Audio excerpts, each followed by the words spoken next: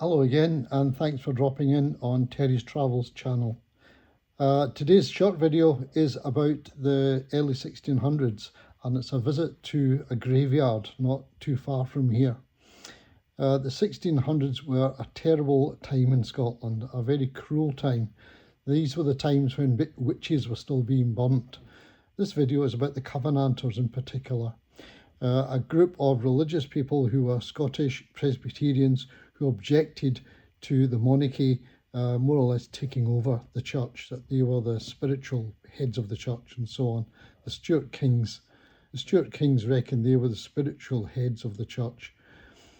The Scottish Presbyterians objected to this and held their own services.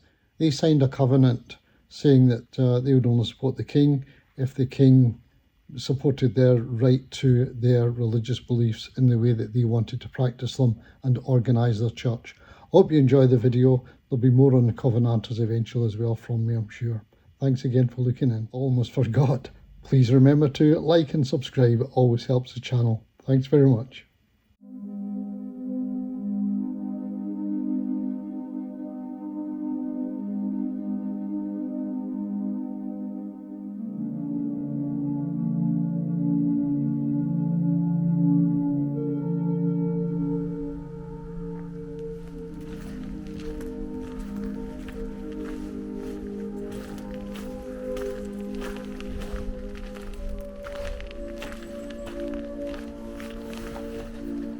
Glassford Cemetery. Well.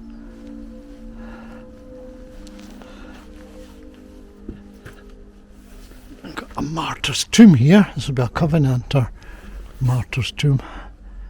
Remains of the church, so the church is long gone, I think. Okay, let's have a look at this. Covenanters Trail. There you go. Who were the Covenanters? Okay. Let's go through this then. I could do this myself. Simply stated, the Covenanters were those people in Scotland who signed the National Covenant in 1638. They signed this covenant to confirm their opposition to the interference by the Stuart Kings in the affairs of the Presbyterian Church of Scotland. The Stuart Kings harboured a belief of the divine right of the monarch. Okay. Not only did they believe that God wished them to be infallible rulers of their kingdom, they also believed that they were the spiritual heads of the Church of Scotland. This latter belief could not be accepted by the Scots. No man, not even a king, could be spiritual head of the church. Only Jesus Christ could be the spiritual head of a Christian church. This was the nub of the entire Covenanting struggle. The Scots were, and would have been, loyal to the Stuart dynasty, but for that one sticking point. And from 1638, when the covenant was signed, until the Glorious Revolution, when Prince William of Orange made a bloodless invasion of Great Britain in 1688, a great deal of suffering, torture, imprisonment, transportation and executions would ensue. Okay, we'll just take a photo of this and let people read the rest themselves.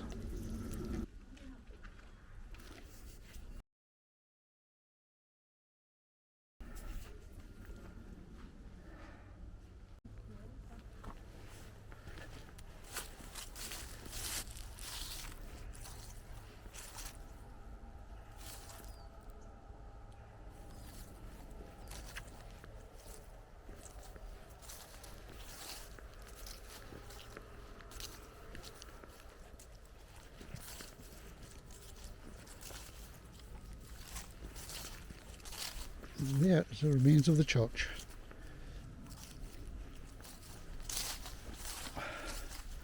Not a lot left.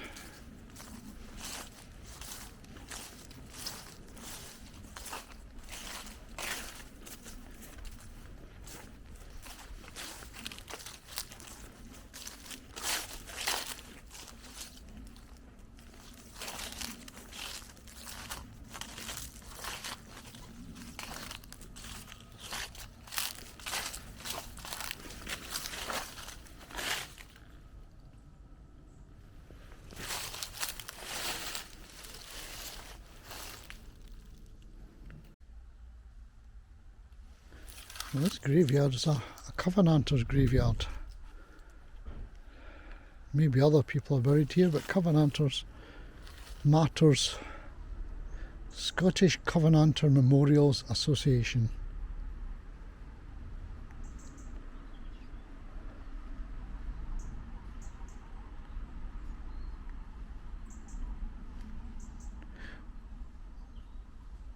I'll tell you what it says here. William Gordon of Earlston Castle, near St John's town of Dalry in Galloway, was tried and convicted of attending private meetings and conventicles.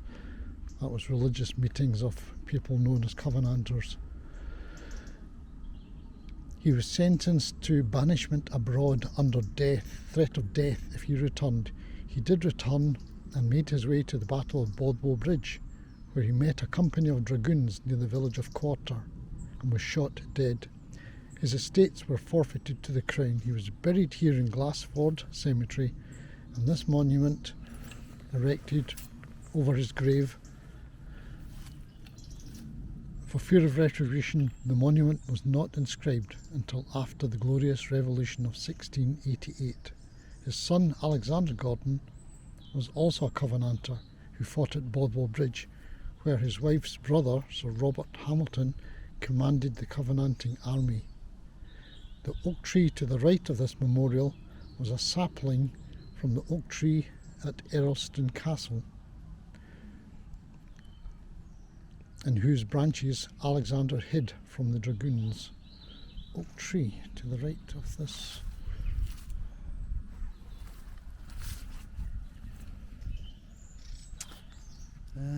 I see no oak tree.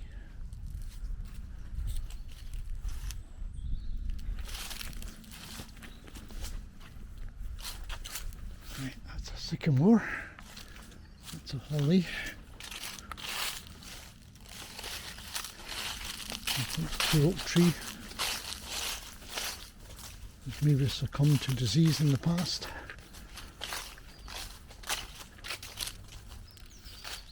Yep, no oak tree. Never mind. Let's have a look at this church and graveyard, maybe from above.